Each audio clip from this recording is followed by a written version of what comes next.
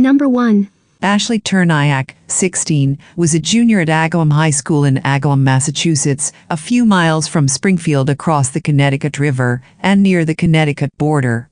She resided with her mother at the Pheasant Hill Village condominium complex in the Feeding Hills area. She was a nice girl and well-liked by those who had the pleasure of knowing her. The beautiful teen wanted to be a nurse one day and took a part-time summer job at a local nursing home to bring her one step closer to achieving her dream. However, she quit when the new school year started. Ashley became a bit of a rebel when classes began. School records show Ashley had been absent 8 times and tardy 6 times since school began in September, the Hartford Courant reported. Regardless, she was never truant and had every intention of graduating high school. Ashley had recently experienced a couple of unfortunate events. The father of one of her friends had recently died, and she learned that friend was moving to Ohio. A boyfriend of Ashley's had also moved out of the area a few months before. On Monday, November 9, 1998, Ashley went to school like she normally did. She stopped in to say hello to Assistant Principal Paul Cavallo and then headed back outside to wait for the friend moving to Ohio. Ashley had made plans with the friend to skip classes that day, but the friend was late. When she finally arrived, Ashley was gone. This is where the story gets weird. At 8 a.m., morning commuters traveling southbound on Interstate 91 witnessed Ashley go feet first through the passenger side window of a speeding car. She landed on the southbound breakdown lane, less than a half-mile from the Connecticut border. She survived the initial impact, but died on the scene shortly after. A Massachusetts state trooper was working rush-hour traffic duty, about 30 feet from where Ashley landed. Witnesses said she tried to flag him down before she jumped or was pushed out of the vehicle. The trooper did not see her because he was facing the northbound lanes. An autopsy confirmed she died from injuries sustained in the fall from the vehicle. Witnesses said the vehicle was tan or dark blue, but police later determined the vehicle was a tan or light brown late 1980s midsize vehicle, possibly a Ford Tempo.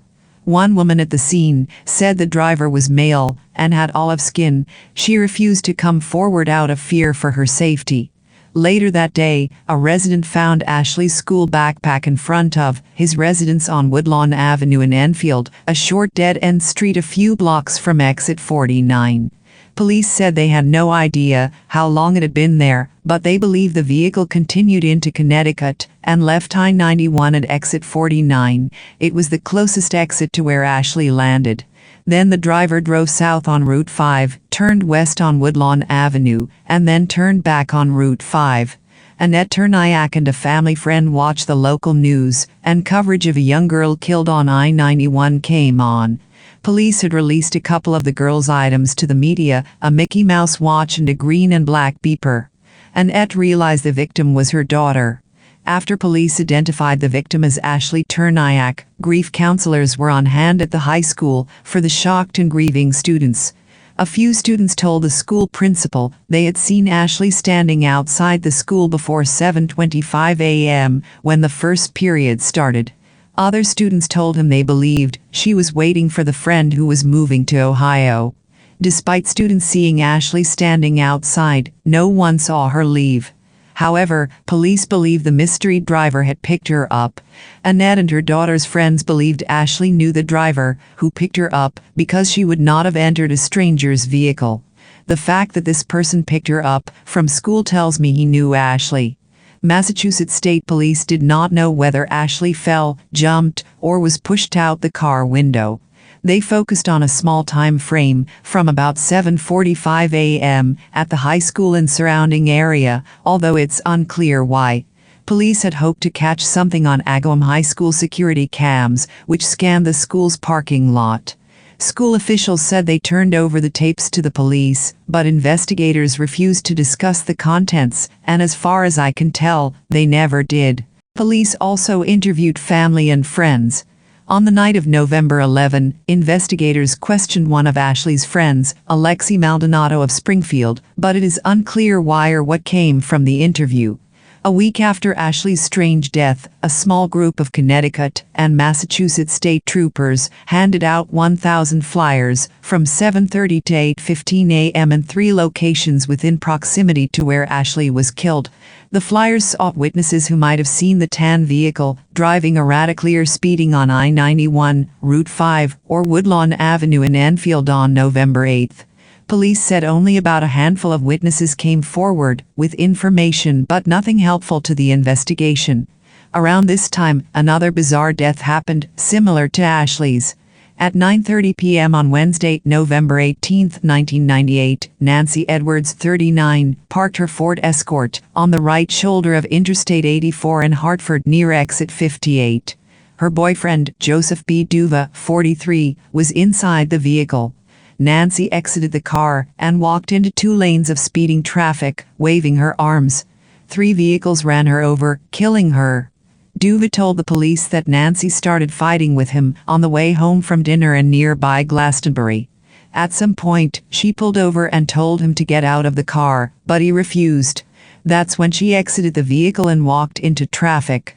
The couple's relationship had always been rocky, her family said, and the police often had to break up the arguments. Hartford is about 30 miles south of Agawam, but Massachusetts police said they found no connection to Ashley Turniak's death. Ashley was laid to rest on Friday, November 14, 1998.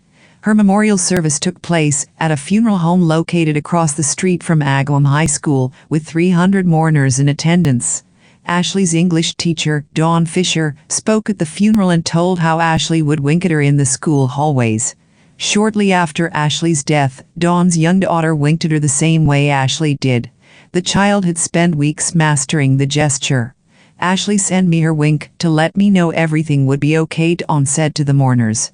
Unfortunately, investigators never solved Ashley's case, and it is unclear what happened with the investigation after November 1998, but it appears absolutely nothing. There are no news articles between December 1998 and October 2020 that I could find. The first newspaper article was covered by Western Mass News in November 2020 on the 22nd anniversary of Ashley's death and features an interview with Annette Turniak. Western Mass News said it reached out to Hampden County District Attorney multiple times, but they would not comment on the case. If you have any information concerning Ashley Turniak's death, please call the Massachusetts State Police Detective Unit at 413-505-5993. Number 2. Chantelle was last heard from in December 2007. At the time, her disappearance didn't seem unusual, given her history of running away from home. Vivian simply assumed her daughter was on the street somewhere, and the police would not get involved unless she got in trouble with the law. It wasn't until September 14, 2009 that the teenager was officially reported missing, nearly 2 years since she'd last contacted her family. This came after Vivian was unable to verify that she was in Vancouver, British Columbia, where it was believed she had traveled. Chantelle's case is currently being handled by the Grand Prairie Detachment of the Royal Canadian Mounted Police. It had been temporarily transferred to the organization's Care Unit, which investigates files of murdered and vulnerable individuals throughout Alberta, but the case was deemed to not fit its mandate. There have been no updates since this occurred, and the Bushie family claims to have not heard from investigators since 2012. The authorities have said they are unable to share details about the case, given its ongoing nature.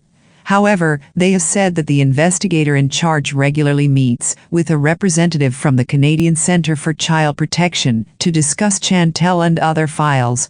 Vivian is continuing to take care of Chantelle's daughter. It's become a priority of hers to teach Fatima about the dangers she may encounter as an Indigenous woman in Canada. Chantelle's brother has struggled with alcoholism and drug use as a method of coping with her disappearance and Summer's death. He has been in and out of jail. Chantelle Alice Rose Bushie went missing from Grand Prairie, Alberta, Canada in December 2007. She was 16 years old. At the time of her disappearance, she was of a medium build, standing at 5'53", and weighing approximately 119 pounds. She has short black hair and brown eyes, and has a tattoo of the letters VT on her left hand, which represent her parents' initials. Currently, the case is classified as endangered missing. If alive, she would be 29 years old. Those with information regarding the case are asked to contact the Grand Prairie Detachment of the RCMP at either 780-830-5700 or 780-830-5701. Those wishing to remain anonymous can submit tips via Crime Stoppers at 1-800-222-8477. Number 3. Exactly 90 years ago, Alfred Rouse was hanged in Bedford, Gal, after he killed an unknown man in an attempt to fabricate his own death. Under financial strain from an illegitimate child and another on the way, Rouse hatched a plan to start afresh by convincing the world that he was dead. Rouse became known as the Blazing Car Murderer as he strangled an individual to death, then bundled the body into the driving seat of his Morris Minor and set the vehicle on fire. He was tried for the murder of an unknown man, and to this day scientists are trying to establish who the victim was. But the case remains shrouded in mystery, as the identity of the victim remains unknown. Rouse was a traveling salesman born in London who was a renowned liar and cheat. He served in the 24th Queen's Regiment during World War I and sustained serious injuries in combat. On the battlefield, one incident shaped Rouse's future.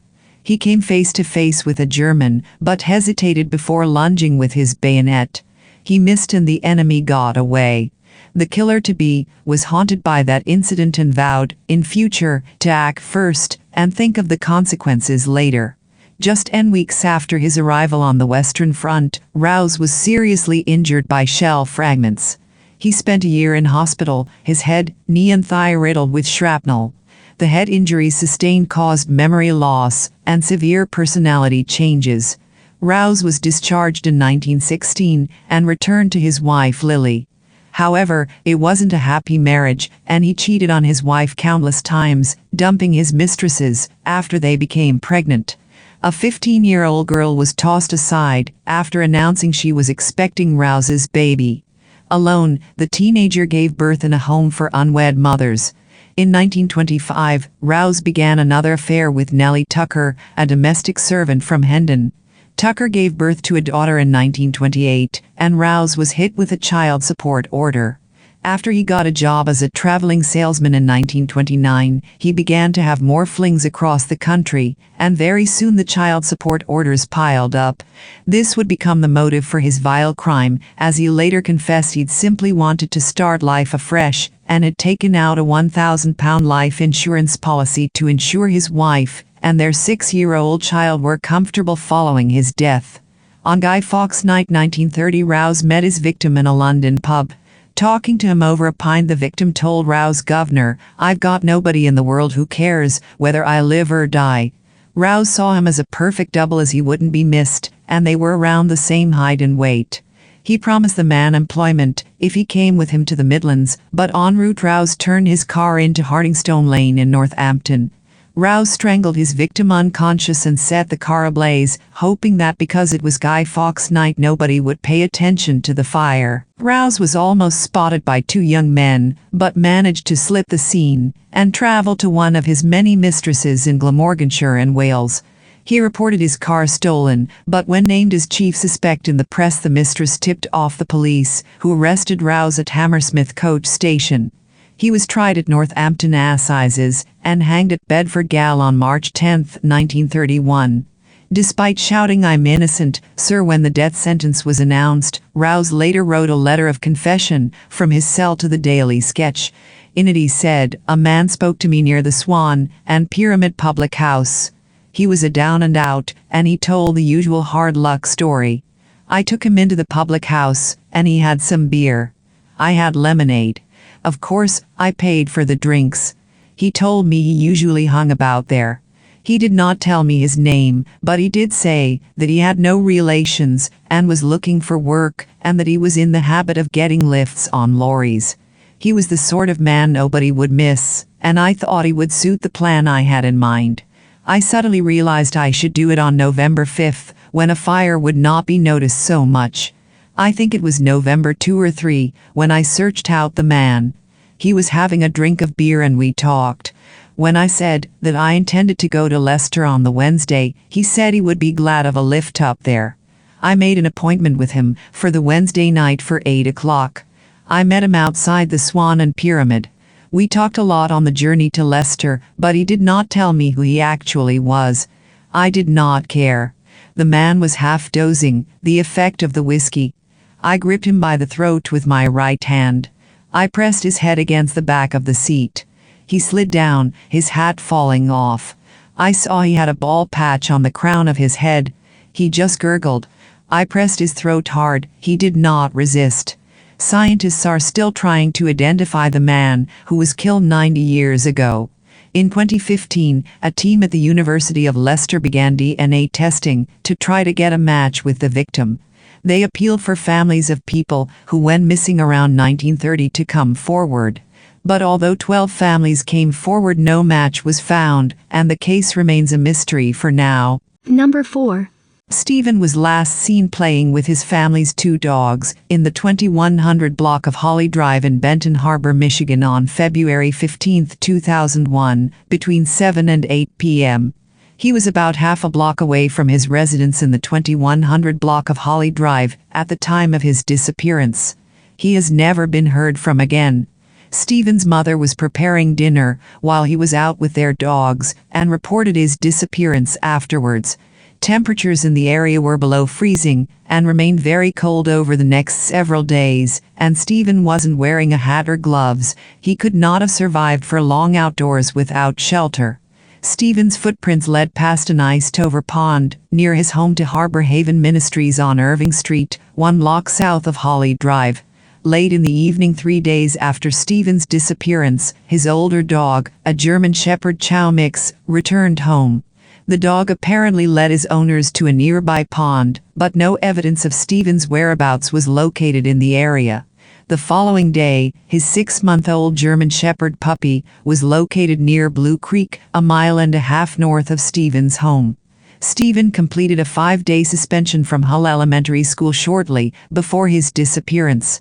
School administrators stated that he defended himself against another student during an altercation.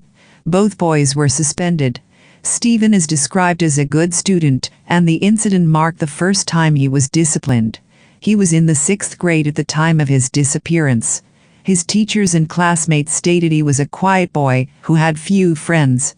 He lived on a dead-end street in Benton Harbor with little traffic and was familiar with the area. Stephen has relatives living near his home and was well known to the neighbors as well. His house was torn down in 2005, and his parents have since moved to Hager Township, Michigan. Authorities searched 4 miles of Blue Creek, and as well as the pond behind Harbor Haven Ministries in May 2001, but failed to produce any evidence of Stephen's whereabouts. Investigators searched another area of woods near the southwestern Michigan Regional Airport in November 2002, but no evidence was located. In February 2004, Stephen was reportedly seen at Midway Airport in Chicago, Illinois, but the individual sighted turned out to someone else. Investigators have investigated various theories in Stephen's case, such as that he was abducted or ran away from home. No clues to his whereabouts have been discovered, and Stephen's case remains unsolved. Number 5. The 1906 9-year-old Jeanne Van Calk was living with her grandparents in Brussels, Belgium. Though she was living with her grandparents, she would frequently visit her mother, but would never get to know her father, as he had abandoned them. On February 7, 1906, Jeanne would leave her home to go to her mother's. This was not unusual, but it was the first time she would go alone, as her grandfather was working. She would never make it to her mother's home. On the corner of Baldwin Boulevard, it was supposed to be a short distance. Around midnight, that same night, a machinist from the Theatre de l'Alhambra, Joseph Allenbush, and his son found a suspicious package outside the door of 22 Rue des Hirondelles in Brussels. They would contact police officers about it. When police arrived, they felt inside the package that was thick paper tied with a hemp cord. Inside the package, they could feel hair and skin. They would then bring it to the station before inspecting it. Inside, they first saw Jeanne's blue peacoat and checkered dress. Inside was Jeanne's body, with her legs missing and amputated at the groin. A search was done for the girl's legs. which wouldn't be found till the 16th by a gardener in the park of the Royal Stuyvenberg farm. 2 men would arrive at the police station and report Jeanne missing. It would be found that Jeanne and her clothes matched the description of the dead girl. Upon hearing about her daughter's death, Jeanne's mother fainted. Though Jeanne was dismembered, her cause of death was still found. She had suffocated to death on her own vomit after consuming a large quantity of alcohol. There were also other signs of violence against the young girl. It was believed that whoever had dismembered Jeanne was familiar with cutting into meat like a butcher or doctor. It's believed her death happened between 8 to 9 in the evening. The papers used to wrap the girl's body were from the newspaper Le Soir from the dates January 12 and 27, 1906. Other papers came from an edition of Journal de Paris. A friend of Jeanne's would later state that around 7 p.m. they saw Jeanne with an unknown man around 7 p.m. near her grandparents' home. They stated that the man and Jeanne were not going towards where her mother lived, but the opposite way. There were many suspects in this case. It was found 3 years later that the spotting of Jeanne by her friend was not investigated further because she was a child. It was believed that the police had messed up the investigation. Émile Rossel, the owner of Le Soir, would open a subscription service to help fund a marble monument to pay homage to Jeanne. She would be known as Little Angel of Rue des Hirondelles. Jeanne would also be seen as a symbol of childhood innocence. Number 6. Roberta Marie Sims vanished from Prince George, BC, Canada sometime on or after May 6, 2017. 55-year-old Robin was reported missing by a concerned citizen on May 14, 2017. When Robin disappeared, she had her small dog with her. Authorities believe that Robin has been murdered. Many witnesses came forward and reported last seeing Robin during the afternoon of Saturday, May 6, 2017 near her home. Robin's address is 3015 3rd Avenue, Prince George. Robin was also spotted near the BX pub and the Spruceland CIBC Bank around the time she disappeared. Police suspect Robin was murdered shortly after these sightings and that her vehicle, a 2003 Chevrolet Trailblazer with the BC license plate BH248X, was used by the perpetrator until it was located by police. Sergeant Todd Wilson of the Prince George RCMP Serious Crimes Unit said, "Although Robin's vehicle has been located by police, we believe that it was used in her murder." Robin's dog was located with her vehicle, although it's unclear if the dog was alive when it was discovered. The police are looking for anyone who may have seen Robin's vehicle between Saturday, May 6 and Wednesday, May 10, 2017. Authorities are also seeking information about Sims' habits and regular activities. The police aren't releasing too much information about this new and active investigation. However, they've explained that Robin's disappearance is very suspicious and out of character. Moreover, authorities have publicly stated that they're treating Robin's disappearance as a homicide and have turned the case over to the Serious Crime Unit. Additionally, police have said they believe Robin's vehicle was used in her murder. Given all of this, I think it's safe to say that Robin has been murdered. Unfortunately, though, not enough is known about Robin's case to offer any suspects. Prince George is in a well-forested area with countless spots to hide a body. Hunting season is fast approaching, and I hope that if Robin has indeed been murdered, her remains are located before snow begins to fall in the region. Help spread the word about Robin's disappearance. Robin and her loved ones deserve justice. Anyone with any information about Robin's disappearance or murder is asked to contact CST. Jessica Gillam or Sergeant Todd Wilson of the Serious Crimes Unit at 250-561-3300 or anonymously contact Crime Stoppers at 1-800-222-8477.